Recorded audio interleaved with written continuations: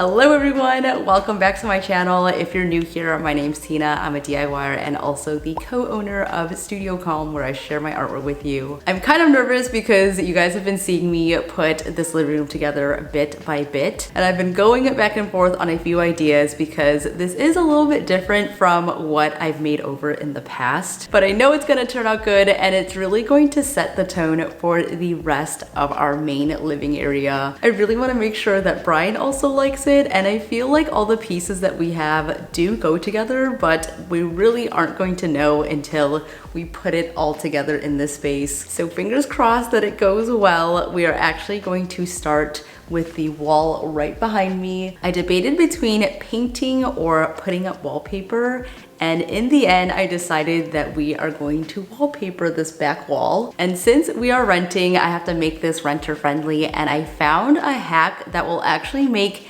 any wallpaper renter friendly. So I'm going to test it out today and see how it goes. Hopefully this actually works, because it would be a huge win, especially for people who want to put up wallpaper, don't want to damage their walls, or if you want to put up wallpaper but you don't want to go through the hassle of putting it on and taking it off, because it is a long process. I also want to thank Monos for sponsoring today's video. I am a huge fan of the brand, so I can't wait to show you guys more from them. All right, I got this. You got the rest of the stuff. Oh my god, no, I need your help. Does everyone know that the TV has not been plugged in at all? Literally, it's been 3 weeks and it's just been sitting here. After today, we're gonna get it up though. Let me try. Is this heavy? That's heavy. Babe, no! 1, 2, 3! Oh, yeah. I definitely could have done this alone. So here is the wallpaper I chose. It has a beautiful texture to it, and I wanted something that was not too bold it in your face. Because this is connected to the kitchen, I wanted to do something a little bit more subtle but also have a lot of texture. So it has a lime wash effect to it, and you can just tell by putting it up against the wall, it already warms the space up a lot, which is definitely something that I'm looking for. So I think it is a perfect choice. The only thing is, this is not a removable wallpaper, so peel and stick can get quite expensive, and if you're renting, you probably don't want to spend too much money on wallpaper. So this is actually a great alternative, because we're gonna make our own removable wallpaper. I saw a blog post all about this, so I will link it below, but essentially what we're going to do is use painter's tape and make a grid across our wall. That is basically going to be a barrier between the wallpaper and the wall, so that we can have some damage-free hanging. And to actually stick it up, we're going to use double-sided tape, which I'm just using regular double-sided tape, but from what I've seen online, I think I was supposed to buy the kind that you peel off with a backing paper. So I really hope this works. I'm just gonna get started in creating my grid and then updating you guys as I go along. When I saw this hack, I thought it was genius, because a ton of you guys were reaching out and said you miss seeing renter-friendly DIYs, so this is a really great option. My apartment building actually allows us to add wallpaper and make holes and all of that, but I wanted to share a more realistic approach to wallpaper in an apartment. And it seemed all good when I put up the painter's tape, but you guys will soon see where we run into some trouble with it.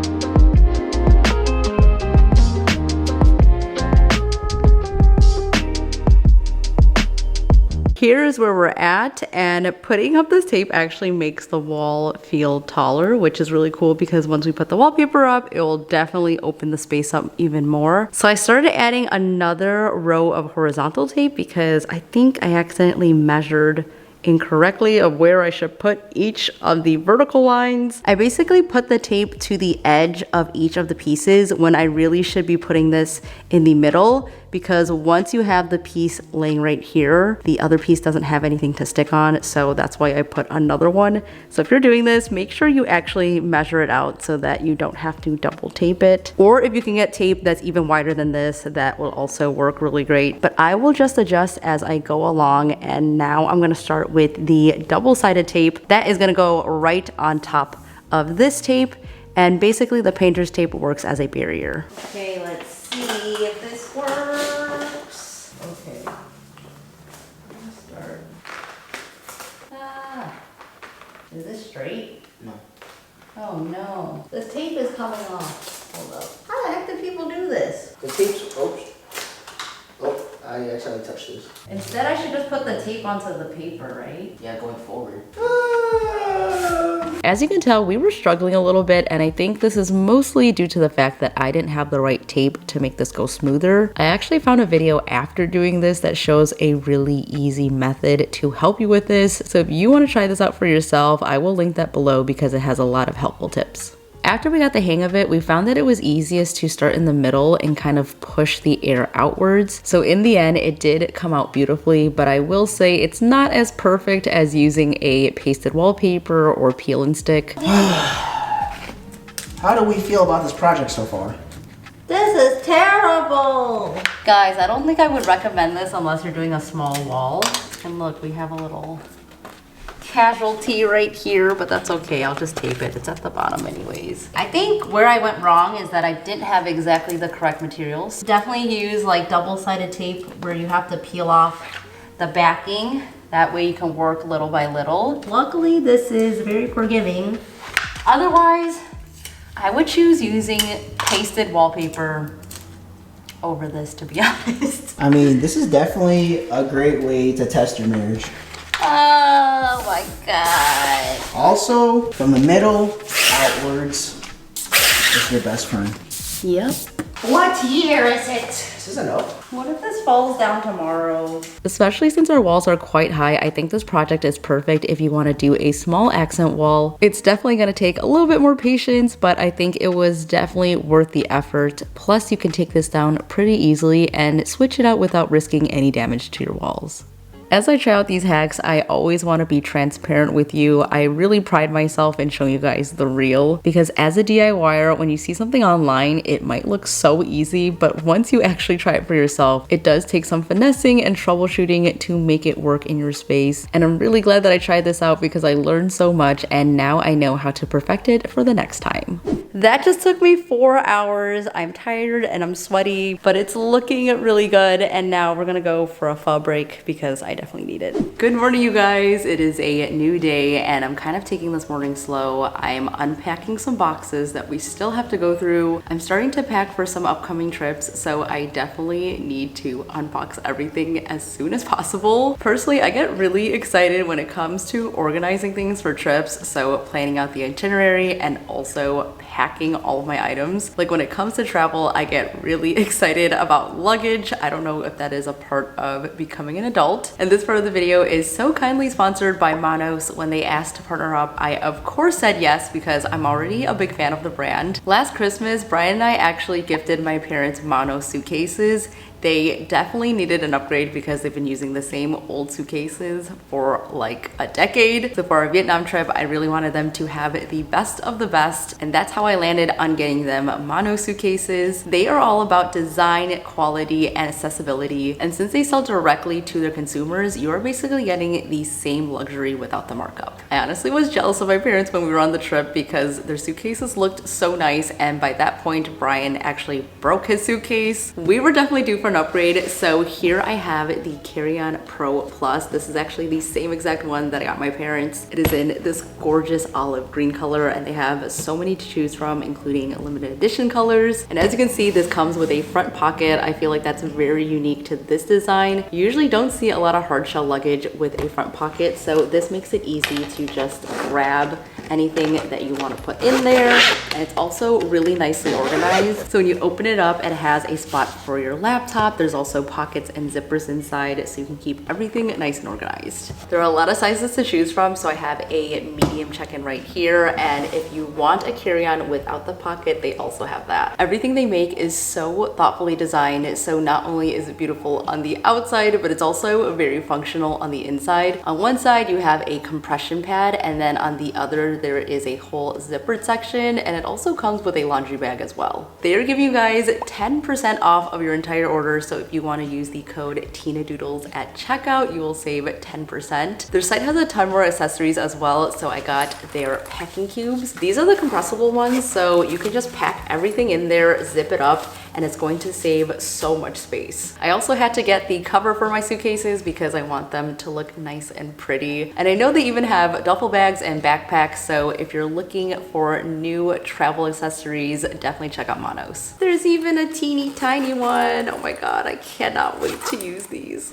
Good morning, you guys. The living room is absolutely in shambles right now, but we are going to get started on the next project, which is to create a table to go along with this table that I made last week. Here's a little overview of what we're working with, but I wanted to create a nesting table to go along with this table. This whole area is not very large at all, so I thought it'd be fun to try out something different for me and do 2 smaller tables.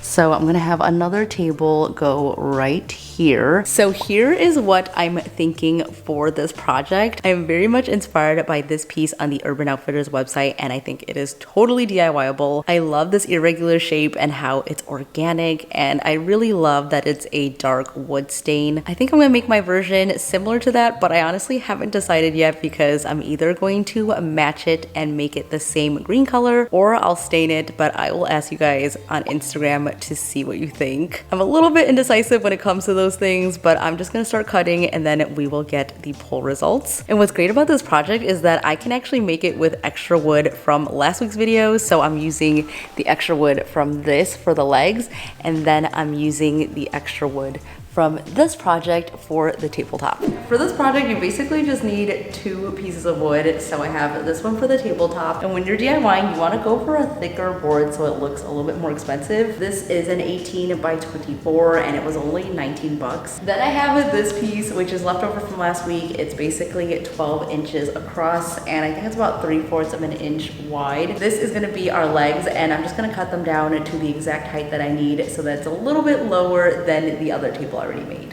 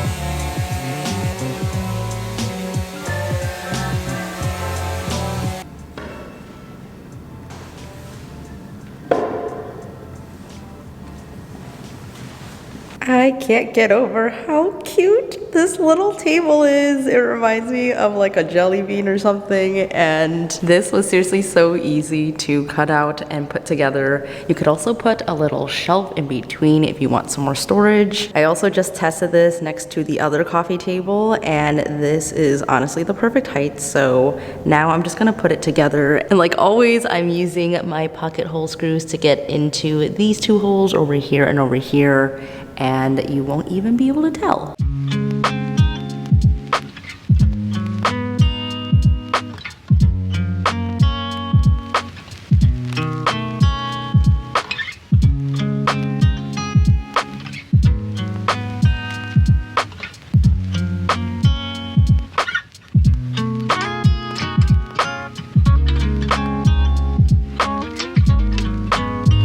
We're gonna go a little dark with the stain, so I chose this one called Provincial.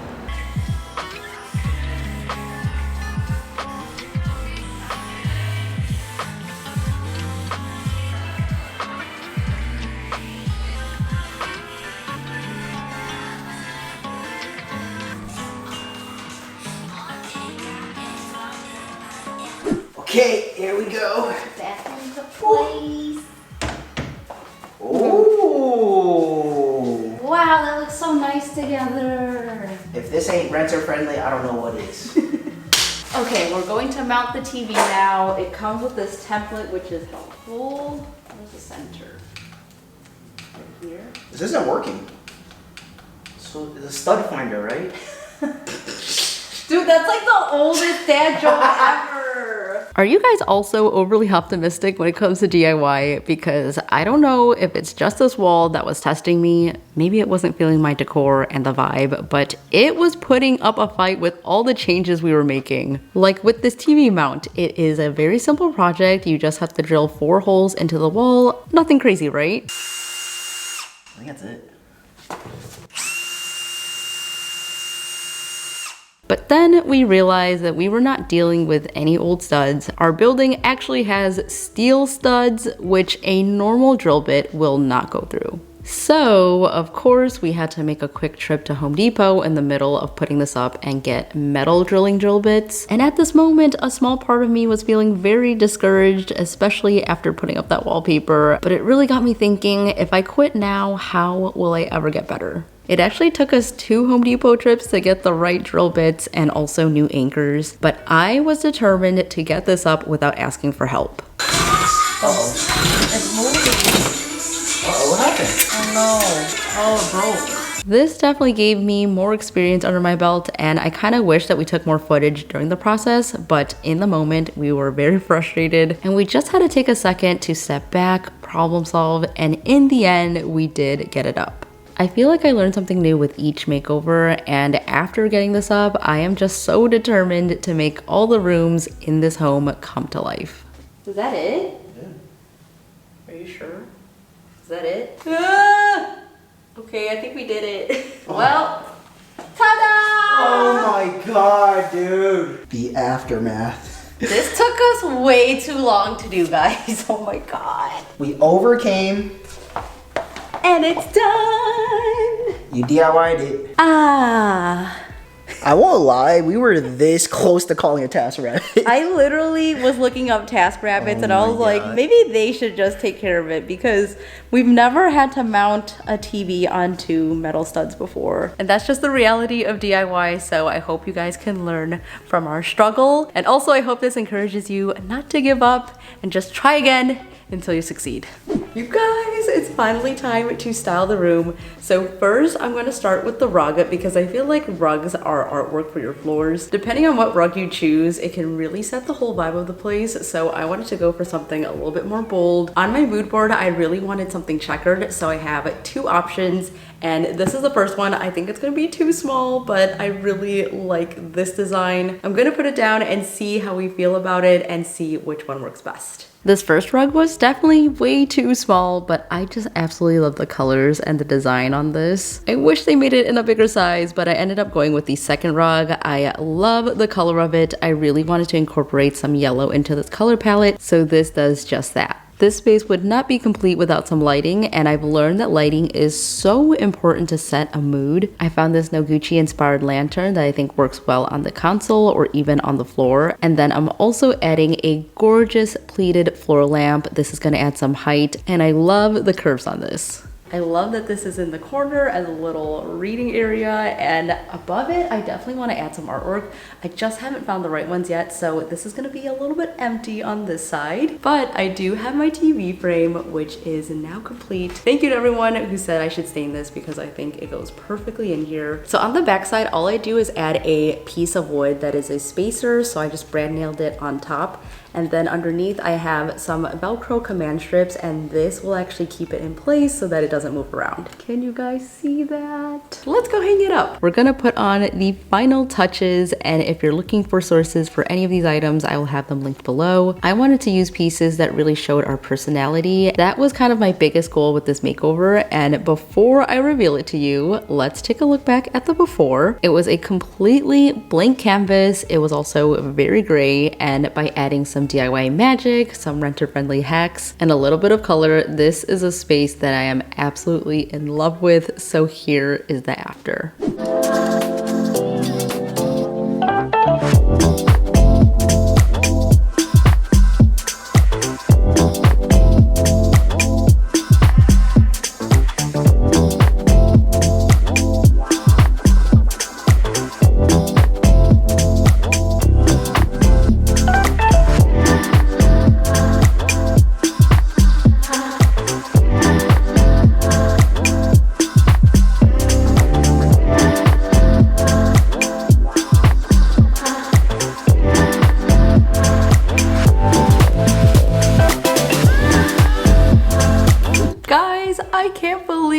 came together so well. I told you at the beginning I was very nervous to see how everything would kind of play off of each other. And even with some of the mishaps that we ran into, I think it just turned out perfect. This wallpaper seriously makes all the difference. Let me know your thoughts in the comments below, and also which project you think is the standout piece in this room. And there's definitely more room to grow in here. Like, I want to get a bigger plant for that corner to really fill up the space. We also need to get curtains up in here. But overall, I'm just really happy, and it definitely feels like home. So stay tuned for next week where I tackle my bedroom. And if you haven't already, make sure you subscribe down below so that you don't miss out on any new videos. Check out my Instagram for behind the scenes and posts every single day. Thank you so much for watching. Stay inspired, and I will see you in the next one. Bye.